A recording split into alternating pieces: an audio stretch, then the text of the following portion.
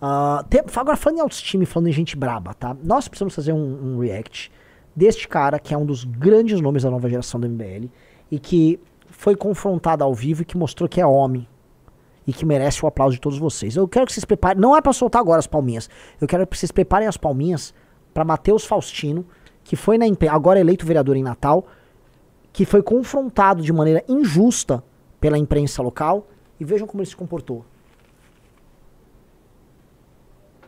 Você ganhou muita relevância, você se notabilizou, principalmente a nível da mídia e da opinião pública, com aquela confusão envolvendo o Mineiro e a presidente do PT, a Gleisi Hoffmann. Como é que foi aquele episódio lá, Faustino? Então, foi até bom tocar nesse assunto, até falando aqui com o Gustavo, falou que não me chamou por razão da Justiça Eleitoral. Obrigado pelo convite, ao meu ver um pouco tardio, acho que eu estava fazendo coisas que daria para ter chamado antes, mas estou animado aqui com...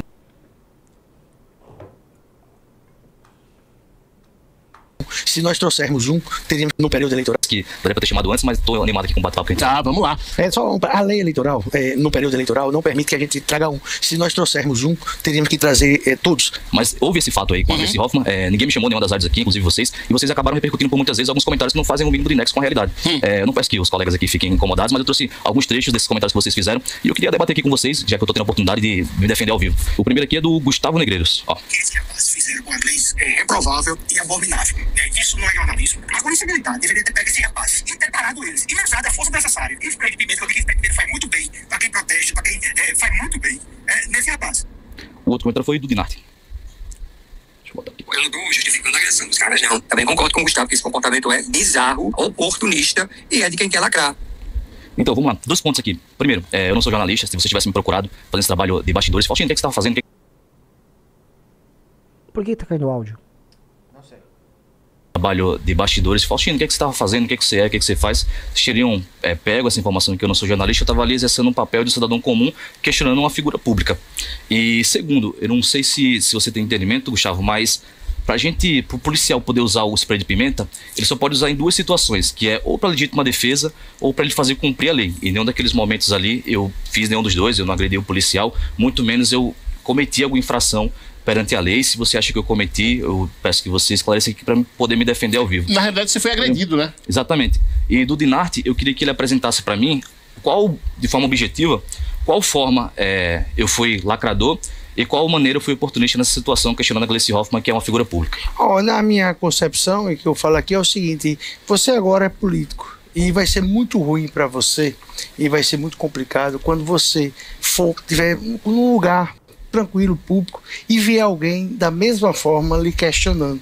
Então, assim, eu acho que todas as suas críticas, e eu nunca fiz nenhuma objeção do seu Instagram, acompanho, são pertinentes, mas aquele tipo de abordagem é muito ruim, porque aquilo ali pode gerar agressões, e isso é errado, sabe? Você agora está passando de um local na banca da posição de pedra para ser vidraça. E você vai ter o dia que vai ter um rapaz que vai abordar e você vai dizer: poxa, você tem 1001 oportunidades para fazer crítica ao Fernando Mineiro, e a Gleisi Hoffmann. Mas daquela forma, eu acho extremamente impertinente. É bem tranquilo para mim falar isso. Então, eu posso só... Pode, claro. Show. Então, vamos lá.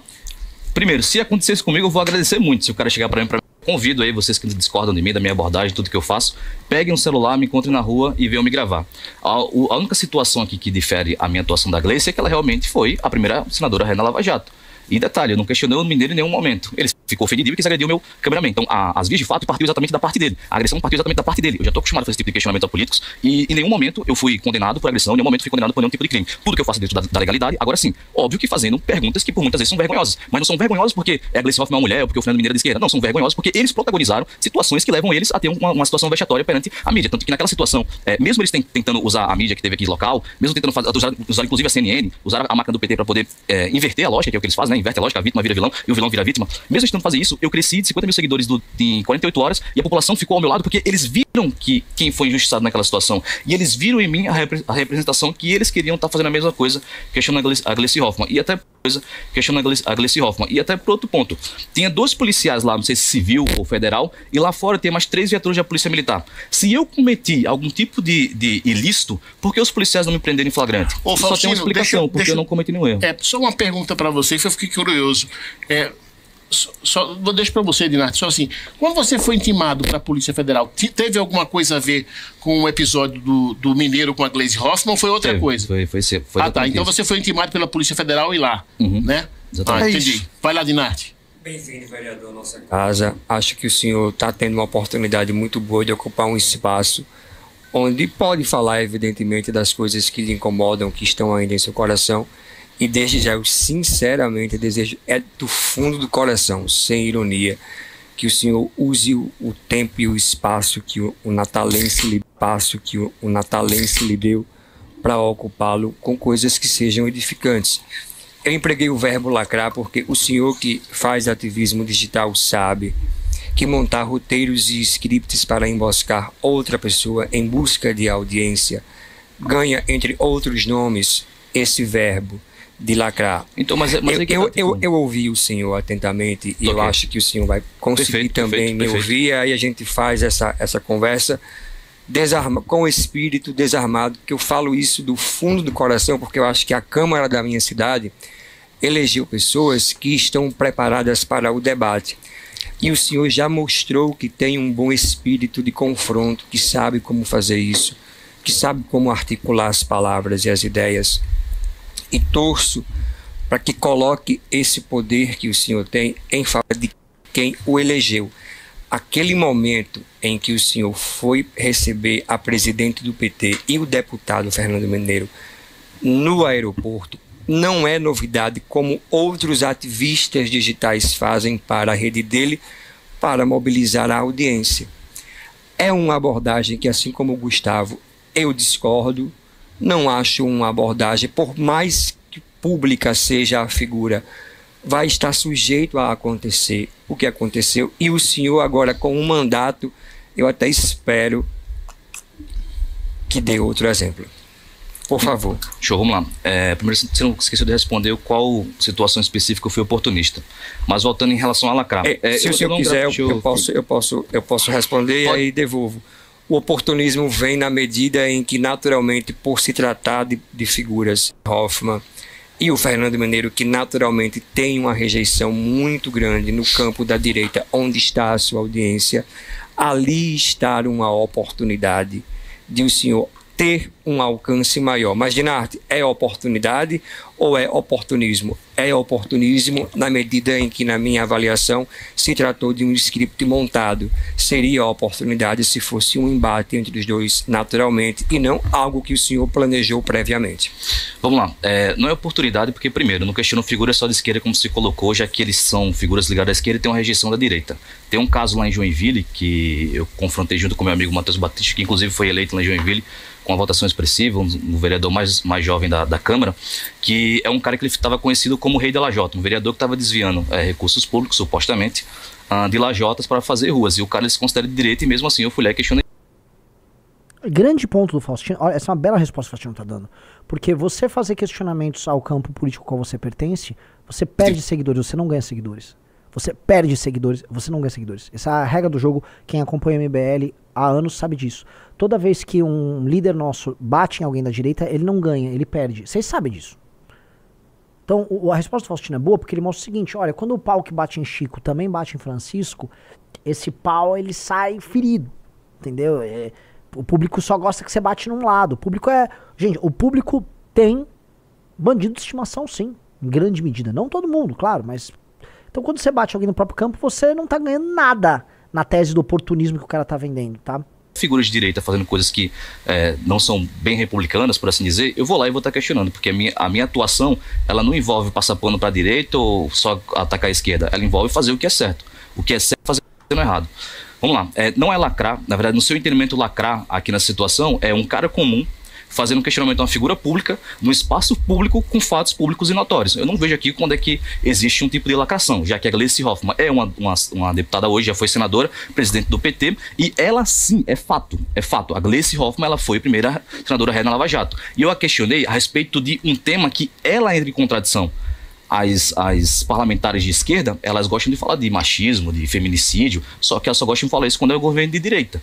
Então, quando eu cheguei para ela e perguntei o que ela acha do aumento recorde de feminicídio no governo Lula, ela não soube responder e saiu de maneira vexatória. Eu até perguntei se era medo ou vergonha de falar a verdade.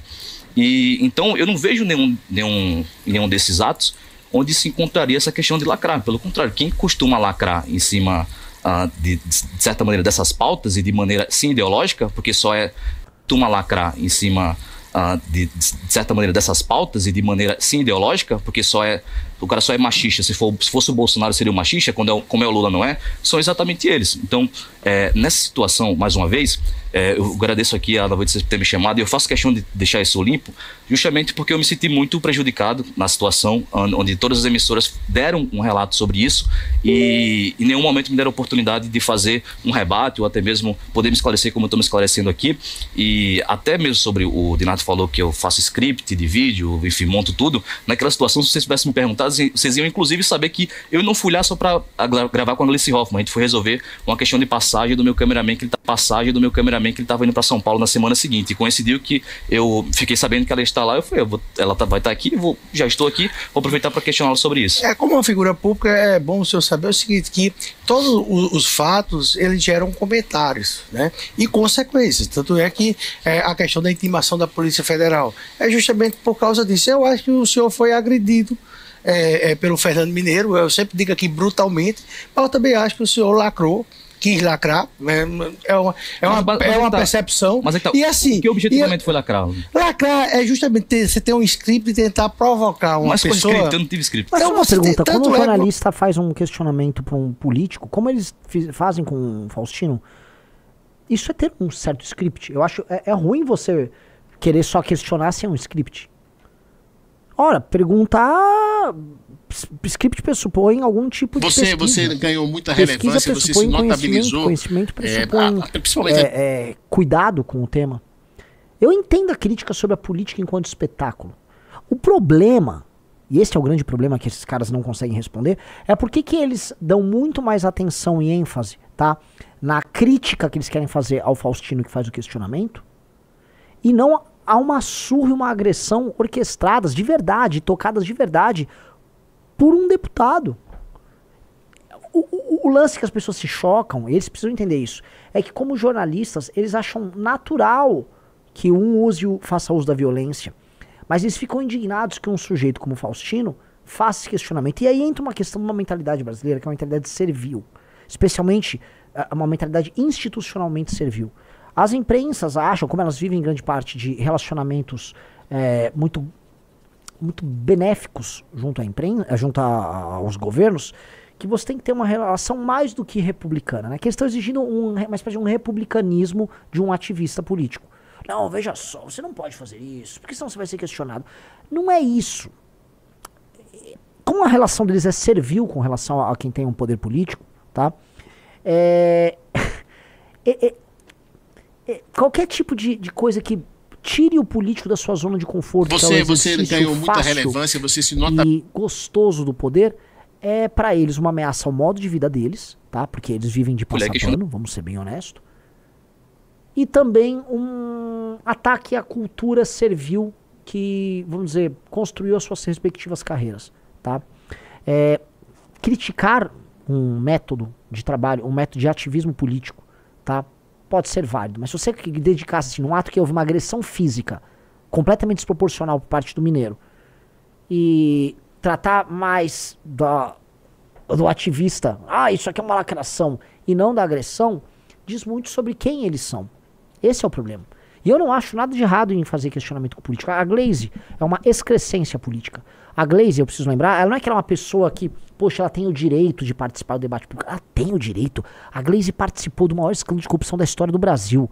A Gleice foi um agente político ativo no maior escândalo de corrupção da história do Brasil. E ela só tá lá porque fizeram uma marmelada, direita, esquerda, STF, PT, todo mundo, para que a Lava Jato fosse destruída, que todo mundo fosse, vamos dizer, alvo de uma anistia geral, que é o que aconteceu. E aí essa mulher faz política no Brasil hoje achando que tá tudo bem. Não tá tudo bem. A Gleice tá andando por aí e não tá presa, é sintoma do Brasil ser um país doente. E você tratar republicanamente uma pessoa que, vamos colocar aqui, que trabalhou uma maracutaia pra tá solta e pra tá livre, leve e solta e virando autoridade, é porque esse país virou uma piada. A questão é que as coisas ficaram, de fato, no Brasil, tão desgastadas que o que é um ato de idealismo e o que é um ato de repúdio à existência desse tipo de figura Passa a ser, não, isso aqui é uma lacrada, porque do que... Porque eles estão pegando o seguinte elemento, porque você cresce as suas redes sociais. Sim, as redes sociais da pessoa crescem. Naturalmente cresce. É óbvio. Assim como a Rede Globo fazer cobertura política de alguém, da morte de alguém, ou de um fato político importante, quando eles cobriam a Lava Jato, eles também ganhavam audiência, vendiam anunciantes pro Jornal Nacional. Ora, é parte da sociedade do espetáculo que nós vivemos, certo? Como nós não somos grupos armados, e se eu vejo a Gleisi Hoffmann, eu não vou matar a Gleisi Hoffmann, o Faustino não vai dar uma paulada na cabeça dela, o que o Faustino vai fazer? Vai inquirir, mostrar para as pessoas a inadequação da Gleisi no debate público, e por consequência ele irá crescer. O Faustino respondeu bem, que esse é o ponto central. Que ele não tá lá para crescer a todo custo. Para o Faustino, assim como qualquer pessoa que pertence ao MBL, por isso que o caso do MBL é diferente, nós adotamos a estratégia de não crescer a qualquer custo. Porque nós podemos ser bolsonaristas para crescer a qualquer... vamos dizer... Né, crescer, sim, de maneira indiscriminada. Então nós topamos pagar um preço pelo que a gente acredita. E o preço vem na forma de votos, views, de dinheiro. Por isso que é diferente. Vamos lá. Sempre, Matheus. Eu não vou. 3 vezes que eu fiz isso. Lá em Ceará-Mirim, por exemplo, já teve outras vezes. Eu nunca gravei Ceará-Mirim com ninguém. Teve uma gravação aqui, lá. Eu convidei você, eu queria até inclusive falar com o seu assessor, assim, agradecer o seu assessor, que ele foi muito atencioso comigo e eu liguei para ele e a gente marcou essa entrevista. Eu acho desnecessário, eu acho uma coisa absolutamente improdutiva a gente ficar discutindo aqui. Não, com certeza. Você fez isso, você fez aquilo. Você perdeu uma grande oportunidade. Não, pelo contrário, eu vim aqui para debater. Debater política. Debater política. Eu só queria deixar limpo isso. Por mim, pode tocar o programa falando o que eu pretendo fazer. Tudo bem. Eu não tenho nenhuma pergunta, não. Eu não tenho nenhuma pergunta, não. Bom, acabou. Palmas pro senhor Faustino. Eu preciso lembrar um negócio, tá? Palmas pra ele. Vou contextualizar agora que é a parte mais importante. Vocês sabiam que quando o Faustino foi agredido, nenhum veículo de imprensa local deu espaço pra ele contar a versão dele. O mineiro lá, o cara que bateu na galera, foi vitimizado, ele foi tornado, vamos dizer, um herói que estava enfrentando aí esses lacradores da direita, tá? E ele não teve espaço. Ele concorreu para vereador com a imprensa negando a existência dele. Aliás, não só ele, tá? Todo mundo nosso do Nordeste, ele recebe uma espécie de um como é que é o termo lá? Ali é assim, é uma regra do silêncio. Não fale o nome deles, as pessoas não existem, tá? Ninguém pode citar o nome, nada disso é importante. Pode atacar eles, mas nunca deem espaço, nunca façam matéria sobre nada que aconteceu. Existe um bloqueio midiático mesmo.